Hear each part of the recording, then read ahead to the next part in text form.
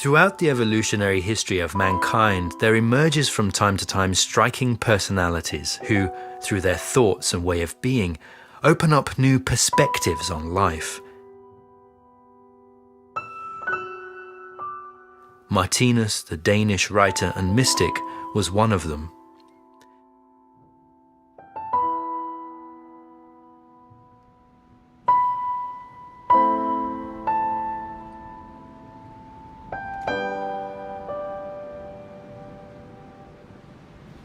Perhaps you have asked yourself many times, who am I?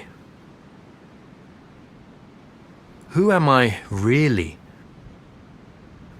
Where am I going? We humans seek answers. We have found many answers in natural science. Yet science falls short when it comes to explaining the depths of the mind. Despondency, sorrow, intuition, love and longing. Many, however, are able to find meaning in art and philosophy, in religion and belief. In 1921, when Martinus was 30, he had a series of profound illuminative spiritual experiences. He himself was surprised when, from one moment to the next, he was able to understand the meaning of life. Every time he asked an existential question, he himself could answer it through his intuition. He experienced that the universe was pervaded by infinite love and wisdom. From then on until his death 60 years later, he saw it as his task to express this intuitive knowledge in the form of symbols and logical analyses. He created 100 symbols and wrote more than 6,000 pages that describe a coherent world picture and the eternal spiritual laws.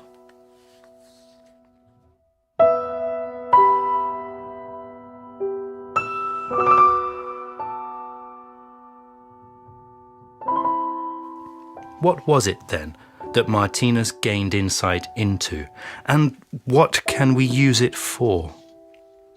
Og det drejer sig jo om at se, hvad det er, der fjerner menneskene fra alle de mange mørke tilstande, de befinder sig i. Hvorfor fører menneskene krig, for eksempel? Hvorfor danner de koncentrationslejre og piner mennesker til døde? Hvorfor laver de kernevåben? Hvorfor er de intolerante? Hvorfor bagtaler de hinanden? Det gælder om at finde årsagen til det. Og disse mørke tilstande, de har kun én eneste årsag, og det er mangel på kærlighed. Kærligheden er det eneste, der kan få menneskene bort fra de mørke tilstande. Derfor er det det eneste fornødne at komme til bunds i, hvad kærligheden er. The world is full of war, violence and intolerance, and most people look after their own interests. Is this logical and meaningful? Fundamentally, yes, answers Martinus, whose analyses present an optimistic world picture in which the necessity of the darkness and suffering in the world is explained. He describes how we are all cosmic beings on an infinite journey, the purpose of which is quite simply to experience and to create. But in order for us to experience and create, there must be contrasts. Without contrasts, there would be no experience and no creation, no life. But life is.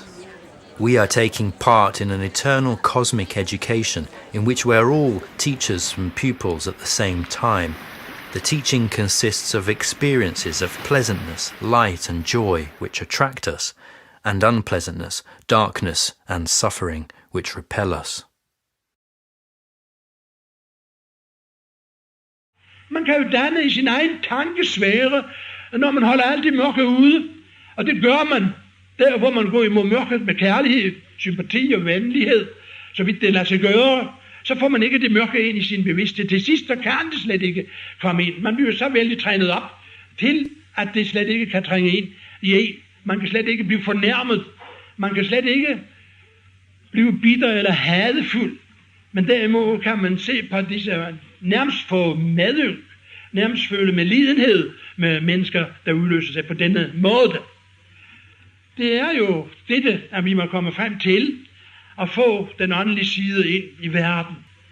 Through our experiences, particularly the painful ones, our ethical and intellectual abilities grow.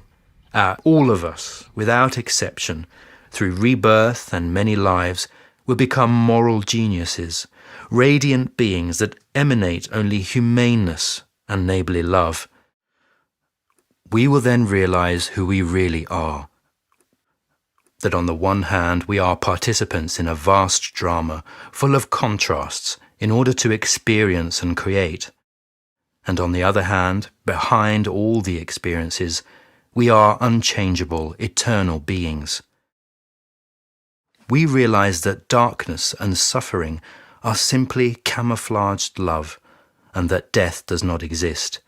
Everything is life, and we are at one with everything. We can say that the I experiences itself in the created. Martinus therefore begins his main work, Livets Bog, the Book of Life, as follows. Every living being that comes into the world, regardless of whether it belongs to the community of beings we call terrestrial mankind, or whether it belongs to those forms of life that manifest themselves through what we are accustomed to recognizing as animals, plants and minerals, is without exception subject to the experience of life. Et hvert levende væsen, der kommer til verden, ligegyldigt hvad enten det hører ind under det væsenssamfund, Gemeinschaft angehört, die wir die Erdenmenschheit nennen, oder den Lebens... que se manifiestan por medio de lo que estamos acostumbrados a percibir como les animaux, les plantes et les minéraux sont tous, sans exception, sujets à l'expérience de la vie. Despite his extraordinary insight, Martinus emphasizes that he is not in any way better than those who have gone before or will come after him. He does not favor or discriminate against people, schools of thought, or religions. He does not call his work a religion or a faith, but a spiritual science or cosmology. Martinus does not therefore encourage people to blindly accept what he says, but rather verify his analyses in their daily lives and see if they are true. The purpose of his analyses are, he says, to show a path to theoretical cosmic insight, and the most important thing is how we live our lives and how we react to the world around us. He himself said quite simply that his greatest desire was to use his knowledge to get people to love one another.